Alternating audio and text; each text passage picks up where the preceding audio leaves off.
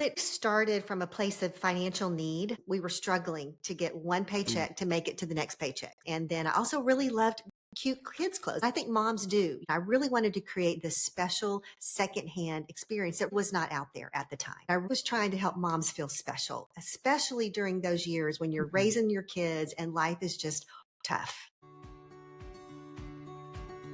Welcome to the podcast where motherhood meets reinvention. I'm your host, Sharon Macey, and this is Mom to More. I speak with remarkable moms who've embraced the art of reinvention, crafting their more by leveraging the skills they hone as stay-at-home moms.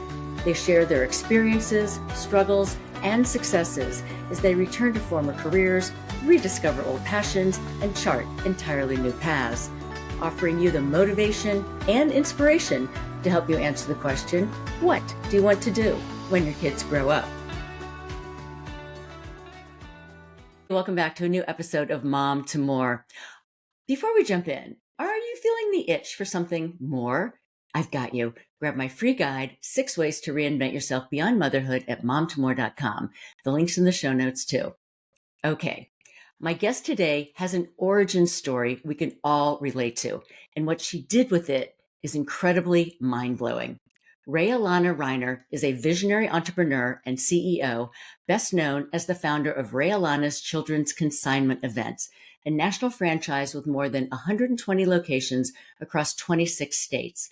What began as a simple clothing swap in her living room has grown into a multi-million-dollar company built on the values of motherhood, family, and community. And I love that.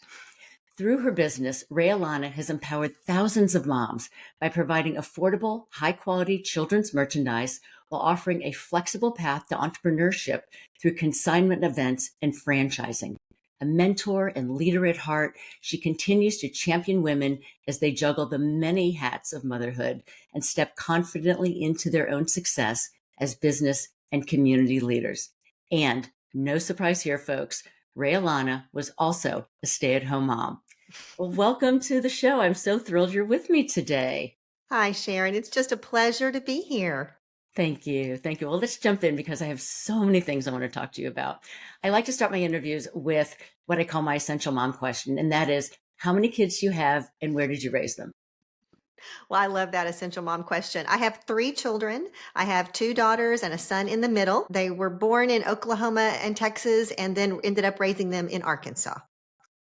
And I understand that you are now also a Nona, AKA grandma, to 5. That is my next stage of life since our son just got married. What is that like? Yes, and actually we call it Nana because it rhymes with Rhea Um, Lana. So and Nana? yeah, it's so fun and it is life changing. It is absolutely life changing. I remember before I was a grandma, I was worried that I wouldn't be a good grandma because I in my vision, grandmas did lots of crafts and gray hair. I don't know. I just had this vision, maybe because it's what my grandmas look like. I don't do Mhm. crafts. I work a lot, and so I didn't know if I could be a good grandma. And then I've just learned that we all can be whatever we want as a grandma. And so my grandchildren don't live in the town where I live. And so I do have to travel to go see them, but I love taking us on trips and spending time with them. And my oldest is now 8 and just now getting old enough to really build that long-term relationship where I know she's going to have memories. And so it's just Oh, the best. that is so sweet. Oh, I'm looking forward to that next stage of our lives. That's for sure. Okay, so you made a choice to step away and lean into family life for many years. What did that season of motherhood give you that you think laid the groundwork for everything that was to come next? It absolutely did. And I tell a lot of anyone who asks, I say being a mother to three children under the age of 4, I think was harder than being a CEO. I mean, I remember those days vividly. And I kind of felt like I was dodging the landmines every day, just hoping one child didn't throw a temper tantrum, and you're juggling so much, you're creative problem solving. Anyway, I just absolutely believe that those years as a stay-at-home mom gave me the skills that I need to do what I do now. And why was that important for you to lean into family life and to dial back what you might have been doing before? I think some of it probably comes from my own family. My own parents both worked a lot, and I found myself probably not as connected when I was young and sort of handed off in lots of different directions. Probably didn't have that close relationship. And so I think that's where it started, as I just wanted to try to be more present to my own children than probably my parents were to me. And so, and at the time, that's kind of weird because I have a college degree. I could have. It's honestly not a very useful degree, like being a teacher or a nurse. And so that's kind of part of it too. Is there just wasn't anything really practical that I could do so that my husband could also have his career. So it worked for our family. Got it. And what you just said about wanting to do things differently from the way you were raised, I've heard that a lot before.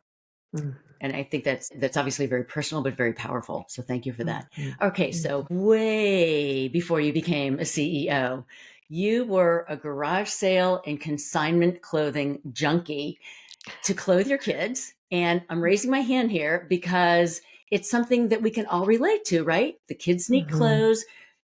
They're Mhm. just going to outgrow them in a few months. We do not want to spend a lot of money on clothes. So we had a group of friends and we would say, I'm done with this size. Do you want them? And we would go back and forth like that.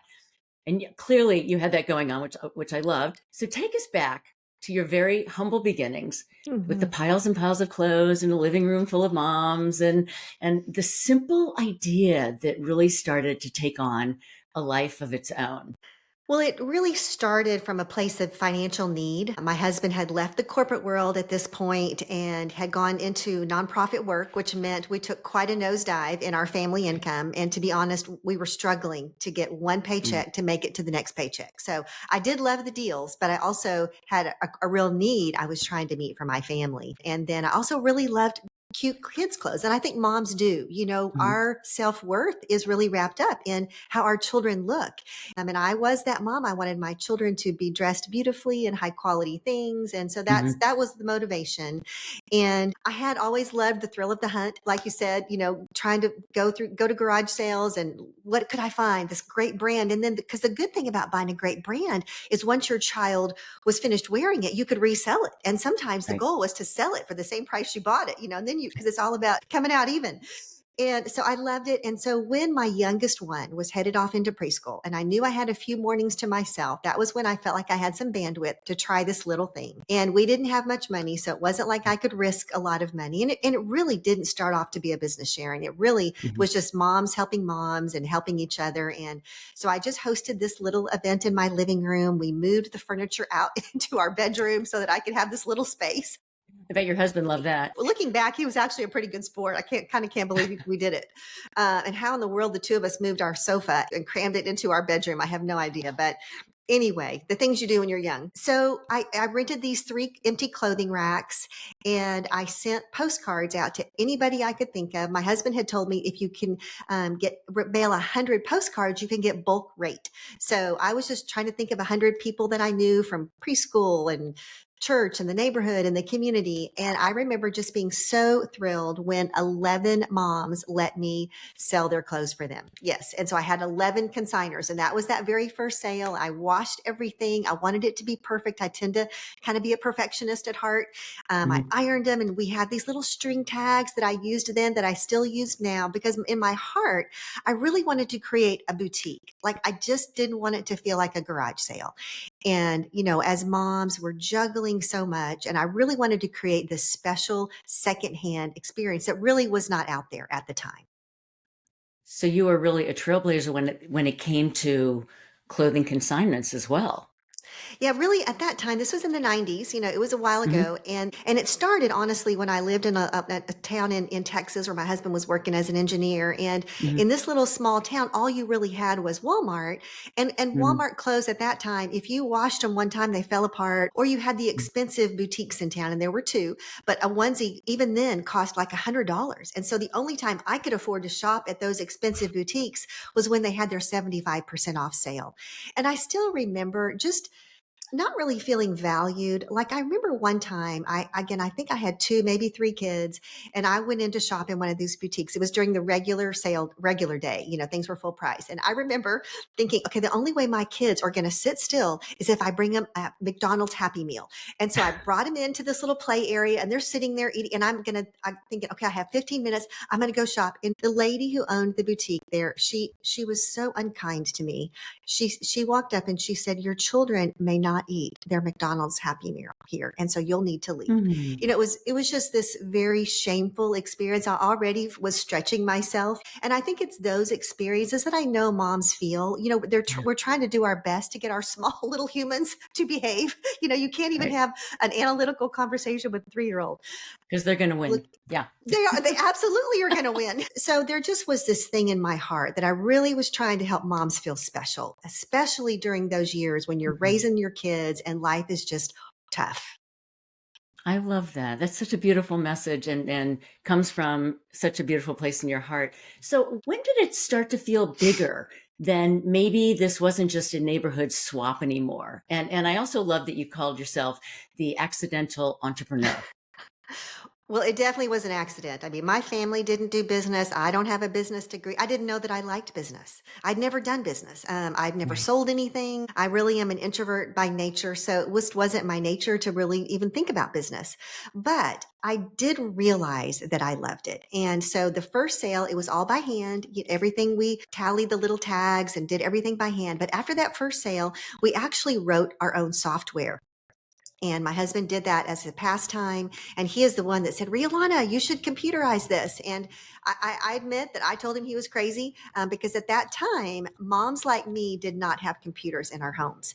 And like people had to go to the library to use the computer. It feels so different, now that we all carry phones in our hand and that are mini computers. So we computerized it that second sale. And Mhm. that really helped meet our goals of wanting to have this excellent experience because I'd always wanted things to be guaranteed. Another experience I'd had in the years before this is when I would consign things in a consignment store. There were consignment stores for Mhm. adults back in those days.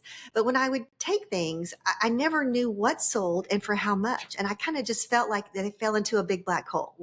And I was Mhm. committed to always giving a report to my consigners. And so that first one, I just did it all by hand, but I wanted them to know exactly how much sold and exactly for what, so that they would trust me with their high quality things. And so once we Right. began to computerize things, we could guarantee, which means if we lose something, we're going to pay that consigner for the price of that item. And so that helped us to build this really high quality, trusted experience that didn't exist yet. And then the other thing that we did that was special is that it's an event. It wasn't a store. I never wanted to have a store. I just Mhm. wanted to have an event.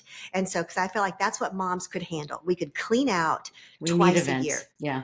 That's Yeah, so it true. motivates We us. need, Hmm. you're right. And you need something to look forward to. You need something where you're like, this is when it's going to happen. I have a time frame that I need to clean the closets out by. And it gives you like motivation, it gives you a goal to get there. Hmm. Yes. And so that's how it started, really. And you asked how it took on a life of its own. Well, the Mhm. interesting thing is each season it grew really all on its own. I didn't know much about marketing and it just took over another room of the house. It took over the kitchen and my daughter's room and the garage. And then finally the neighbors complained because there was too much traffic, too much going on. And that's when we moved out of our house. And then we're trying to figure out how to Mhm. secure locations. And so then I was beginning to learn about business because then I had to pay Yeah. rent and then we needed more equipment and I had to learn about expenses and you got to have profit at the end. So just basic Right. business principles. Do you know what I love about the story, Ray Alana, is that it's such a great example for other moms because so many times we feel that we need to have everything all worked out and it's this big global idea. But no, it starts so tiny. I know what you have done is such a great example of really starting small and going baby Mhm. step by baby step to take an idea just from its little baby inception and really grow from there. So thank you for that. Well, and I think it gives women a chance to figure out if they enjoy it because we don't know. Exactly. We need some chances at the bat, like in baseball. Hmm. You needed some chances at bat. And so it gives you a chance to try some things out without risking the family farm. And I think True. because we were in a financial position that I couldn't risk a lot, I needed to just dip my toe Right. in it a little bit at a time. And Mhm. then it gave me a chance to also grow with it gradually. And so that's why I like the idea of starting. And then you're not stuck. If you go big, then you're stuck. You You're got to make stuck. some Yeah. really big Yeah. decisions. Yeah. And also, if you start small, there's always that opportunity to pivot, which you did, right? Time after time. You outgrew one space, you had to look for another space, you Mhm. started learning about business, you started learning about all the systems within a business. It's just such a great example. Okay, so you and I both know that motherhood is a master class in multitasking. So whether it's logistics or patience or diplomacy, damage control. So which of those mom skills, and I know there's a million that I didn't mention, do you now see as your business superpowers? That is an amazing question. I think that our business superpowers, if I could wish that every woman out there had it, I think it's Mm. creative problem solving. Yeah. I think that I do see a lot of folks who just kind of give up their hands. They wring their hands. They want to gossip or complain or whatever or blame it on Hmm. something. If they would sort of just not do those things and just kind of own the problem and figure out, okay, what's going to be my A, B, C, and D? And that's what we do as parents, right? I mean, every day we're constantly creatively solving problems. We don't know how the child's going to react, and every child is a different personality and a different Hmm. age. And we're growing with our children just like we grow with businesses. So Yeah. I love all the things that you said, diplomacy and so many things. But I creative problem solving is to me is the superpower that moms have that Yeah. carry over so well into business. Yeah. That is a great answer. Thank you for that. Okay. And were there any habits from your mom life that really helped the business, or maybe you had to reframe once you became a CEO? I had my three children close together. And so Hmm. I did have to be very organized. And back in the day, you just had paper and pencil. But I pretty much have always woken up every day and had my to-do list. What was the most important thing I was going to accomplish that day.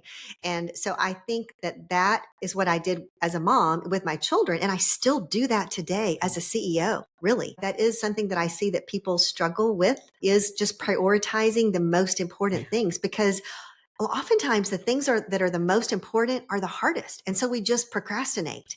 Right. And we're never going to accomplish anything if we are always procrastinating. And so you've got to have some systems in place that you push yourself to get the hardest things done and to get the things done that are going to either take care of your family the way you want to take care of your family, or then once you own a business to take care of your business and help it to grow. Right. So let's just call procrastination that little devil that sits Mhm. on one shoulder and the angel on the other that is promoting you along in a positive way. And we all have that.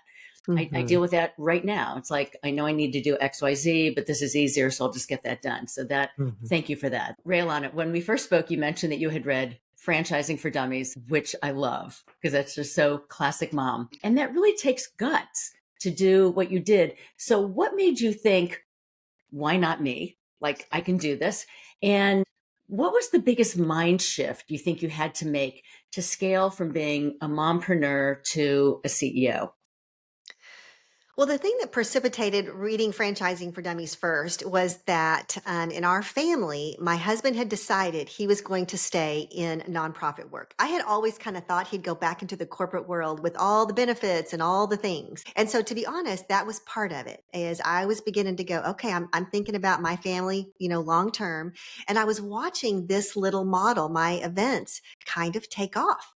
And it just felt like we were really meeting a need. And I'm a person of faith. I felt like this is kind of a gift that God had given to our family. And it kind of felt like I needed to be responsible, a good steward. And so I just kind of thought, well, I should try franchising. And I didn't know much about it. I knew I didn't have the money to hire a consultant. And so I just knew that I needed to dip my toe in it. I saved my own money that I was making from my events to kind of, pay for the franchising documents to be drawn out by an attorney. And so I think I just it wasn't that I had a lot of confidence, because to be honest, I've always struggled with self-doubt, with imposter syndrome. And I do think a lot of Mhm. women do, at least the women that I have met through the years. So I do feel like I'm a very average person. I came from a very average family. My dad was in the military. My mom was a teacher, but I do think I didn't want to fail. I've always been pretty competitive, and I've been a pretty hard worker.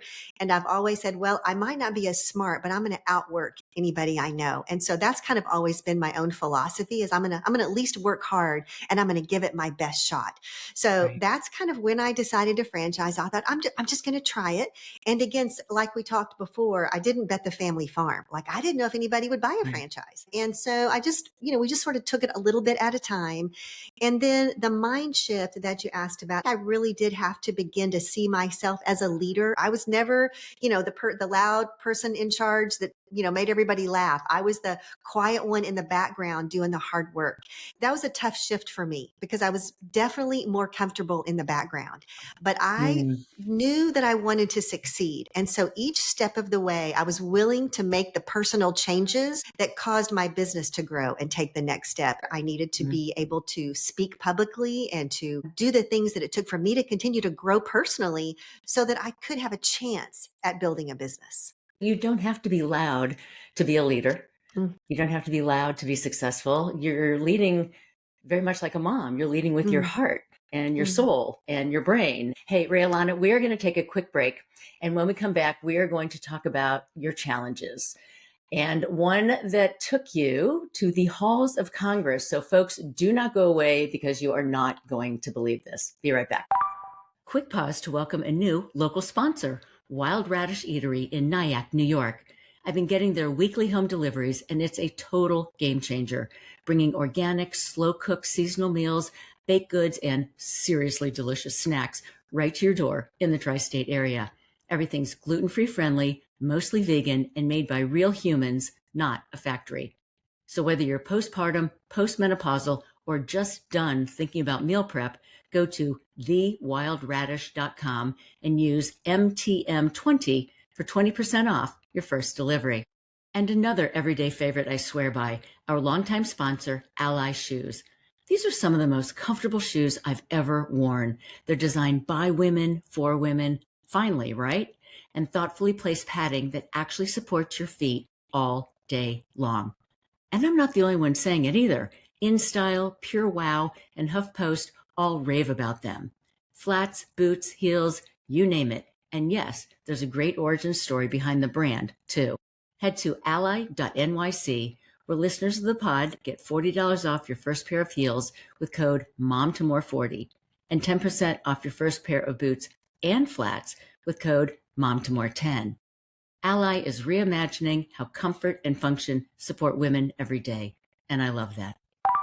Hey, we're back with Rhea Lana. Okay, challenges and struggles. I'm one of those moms, and I can tell that you are too, who embrace this challenge because they help us grow. Oftentimes by forcing us to grow, because groundbreaking work is not easy.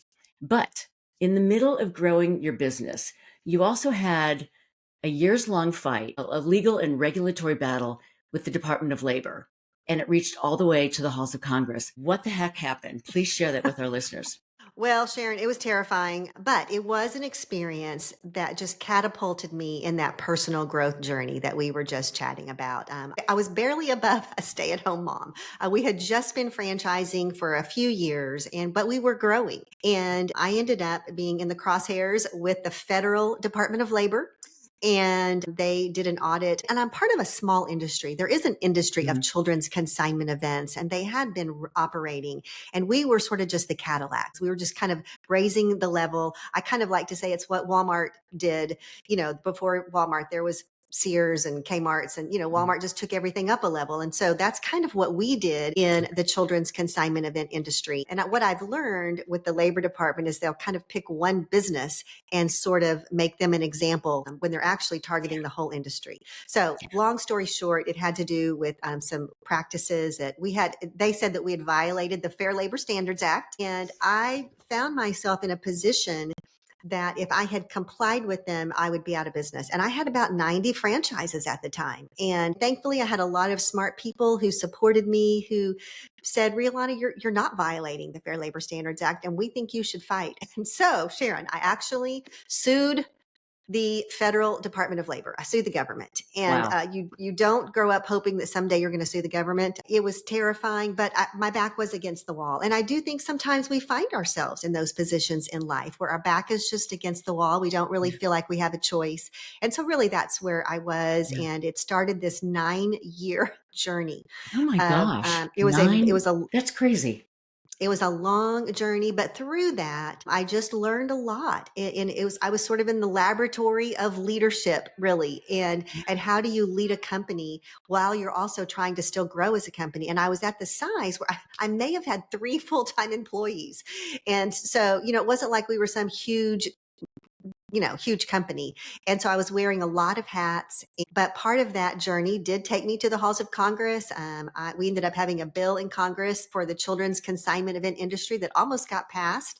I testified before the Senate. I testified before the House of Representatives. And it really was a great lesson for me. I learned a lot about our court system and politics and business and just the overreach and overregulation of government. And so probably the neatest thing about it all is it actually made it to the DC Circuit Court of Appeals. That's one Hmm. step down from the Supreme Court for those who don't know.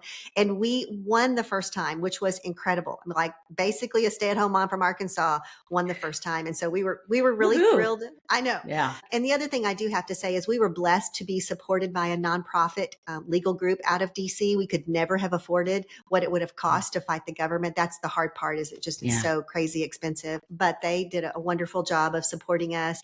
But we ended up losing in the end. That was the hard part about it. But during those 9 years, the great thing is I had these women franchise owners that were having a chance to grow as businesswomen. We were so small in the beginning. We were a fledgling company with Right. lots of small businesses, kind of fresh businesswomen. Well, now they were seasoned. And so it gave our business a chance to really just mature. And also during that time, we were building trust because I was being very honest. I wasn't trying to hide anything. Hmm. I think that's the neat thing when you operate by a certain set of values and you build trust. That's another thing that gives you a chance to grow, because then you build trust with those that are working with you. And they were also on your team. And so they knew what you were going through and they were behind you and supporting you and cheering you on. But what a crazy, terrifying, and lonely situation. That's just really an incredible story. Well, thank you. And I love what you said about that it was lonely, because it was lonely, but I did have to learn that's part of leadership. I had to figure out how to be okay with that. And I think that's where being a parent sort of correlates with this. With our kids, we kind of choose what we tell them with what's going on in the family, right? Depending on their Yes. age and what they can handle. And as the kids get older, you share more because they can handle more and you're trying to Yeah. prepare them for adulthood. Well, that was exactly how I felt about my franchise owners. Like, I'm going to share what they need to know, but I don't want them to be so terrified that they're stuck. Like, I Right. want them to trust and have hope.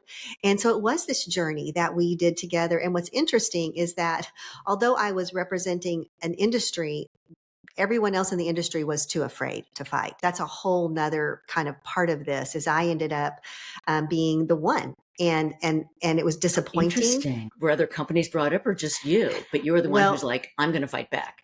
what's interesting is they had only focused on us. So, and everybody So else then, why do you think so? well, we did learn that the government incentivizes government employees. And so someone in Arkansas Mm. had sort of turned us in like, oh, here's a kind of business you should look at. And it was an employee of the government. But then as it turns out, we were doing the same best practices that were being done in our industry. And so others, they just wanted to hide out in the weeds because they were afraid of, because I honestly did have millions of dollars in fines that were Yeah. hanging over my head that I had to just continue to operate and move forward. And it was definitely sad. There's another company in our industry that's much larger than me, and they kind of said they would come along and then they didn't. Anyway, that's a kind of a whole nother story, but it's part of leadership, and you can't Yeah. be too distracted when things aren't fair. It's kind of like we told our kids, life isn't fair, right? And now mom can really share that example of why life isn't fair. Right, So, right. so what do you think was the biggest lesson you took away from this fight? And do you lead differently today because of that? There was a time when I had to announce to my franchise owners that we had lost the case. And crazy enough, but it was during our annual franchise owners conference. I got the news the morning that I arrived, and what I wanted to do, Sharon, is to lay on the floor and cry. But you Yeah, can't do that when you're an can't. adult woman, a CEO. So I got with my team and I decided we're gonna go ahead and we're gonna present conference because these women have paid money to be here. It's Yeah, when they are encouraged and we celebrated. But I waited until the last day in the final session, and I stood up on the stage. My husband and I did, and we shared with the company that we had lost the case. And to be honest, as a woman, I don't know if you feel this way, but I try really hard not to cry in public because yeah. that's kind of a sign of weakness, So I think it's what we do. It's emotion. It's not weakness. I think it's because we're emotional and we care Yes, deeply. you're right. But I stood there on the stage and I had just these tears are just pouring out. And I just was so disappointed in myself that after all those years, I hadn't been able to win the fight. And I will still remember that one by one, these women out in the audience, my franchise owners, they stood and they gave me this standing ovation. And they could have sued me. They could have walked away. Yeah, They because it put us into this place of unknown.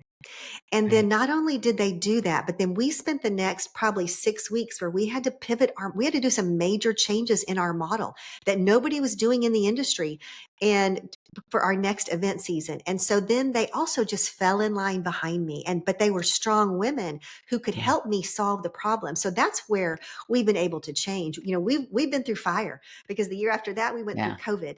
And so that's what happens when you do go through fire and when you go through the hard things, your capacity increases.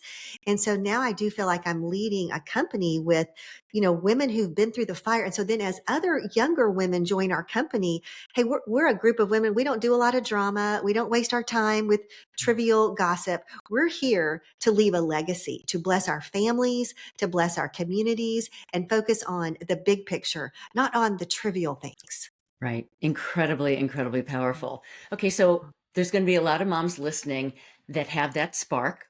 They have that idea, a product idea, a side hustle, a dream, but they hesitate because of fear or simply maybe life just feels overwhelming. What would you Mhm. tell a mom about starting small and staying faithful to your vision? I would encourage her to do it. Now, I do think you've got to carve out time for it. And so I do Yeah. think that sometimes moms, there's some things we could probably get rid of in our lives. So think through what are some time wasters or what are some things that maybe aren't getting you to where you want to go. I know for Mhm. me, when I was raising my kids and raising the business, I said no to a lot of things. I wasn't the PTO president and I wasn't in charge of a million things because I wanted to do a few things really well. So that's what I encourage moms is really figure out what you want to do well and carve out some time so you've got some space in your life and in Yeah. your schedule to test some things out. Because I honestly taught tennis lessons for a while, and I ran a whole summer camp, Sharon. And at the end of the summer, I lost money. Like I don't know how I did that; it was terrible. But I needed some chances to try things and fail, and we all do. We all need chances to try things, to fail, to figure out what we're good at, to figure out what's in our heart. Great advice. And I was going to just ask you, are there any non-negotiables that guided you when things got tough? But you said one of them, and that is the power of saying no. And so often as moms, raising my hand here, we feel that we just do not deserve to say no. We can't say no. What do Mhm, people think if we say no? But mhm. yes, we can say no. Are there any other non-negotiables that you had? I think you do need a set of values to operate from. And Mhm. I think when you have those, it just makes the decisions easier. So, one of mine is honesty. I'm going to be always honest to the best of my ability, even when it's tough. And so sometimes that makes my life harder, but I'm going to be honest. I'm going to treat people right. The golden rule is one of the things that I've tried to live by where you put yourself in that person's place. And I think when you do that, you treat people better. So to me, I've just always tried to treat people well. Another probably non-negotiable is just generosity. I've always wanted to be generous. Our franchising model is set up different than any other, but it gives more back to our franchise owners. And I just think when you have some principles like that Yeah. and you are consistent with them, then you see some long-term growth that builds on that foundation. Fabulous. Fabulous. All right, we're going to pivot for a quick moment. You and I share a love of fitness. So, how does moving your body keep you grounded, especially when you're running a business and a family and something that is literally changing the world in such a positive way? I think that fitness is better than medicine. So I love this Yeah. question. Through the years, definitely my journey has been stressful. I'm going to be very honest. It's been very stressful. I felt like I was out of my league. I didn't really know anybody like me, especially where I live. And so for me, fitness has been a stress reducer. Like Hmm. if I, whatever it is, if I could move and move my body and get in the sunshine, it just helps reduce stress. And then as you Yeah. get older, I'm a little ahead of you. I'm 61, so it does change. I can't do all the things I used to do, but I just think if we can move our bodies, it helps our brain, it helps our emotions. And in my early years, I honestly also did struggle with some depression. There's a place for medications where we need, but if we could take care of ourselves holistically first, then I think it just puts us in a strong position to just be in control of our emotions and just sort of see things from a more balanced way. I think moving your mind, your body, your spirit, everything, it all plays in together. And it's so powerful on so many levels and also so many ways that you can't initially see or feel, but it's there. Yeah. So thank you for that. I love that we have that in common. Oh gosh, unfortunately, our time is coming to an end. I could talk to you all day because this has been so enlightening. I have a question that I ask all of the amazing moms that I have the privilege of interviewing, and that is, since this is the Mom to More podcast, Rhea Lana, what is your more? Sharon, my more is I now know how to run children's consignment events. That's the thing I've done for all these years. I can kind of do it in my sleep. The more for me is building out our corporate team. It's where I live and work every day. I come in to work with amazing young women, and I'm enjoying pouring into them and creating a place that women can build a career but have balance for those who are moms. Some are single, some are married, some have children. But I'm enjoying building out our teams, and we also want to still grow. We have about 119 or 20 franchises. We'd love to have 150. So my more is also just continuing to bless other families with our events, with our brand, and just leave a joyful impact. I love that. Thank you for that. Please tell our listeners where they can find you online. And folks, everything is going to be in the show notes.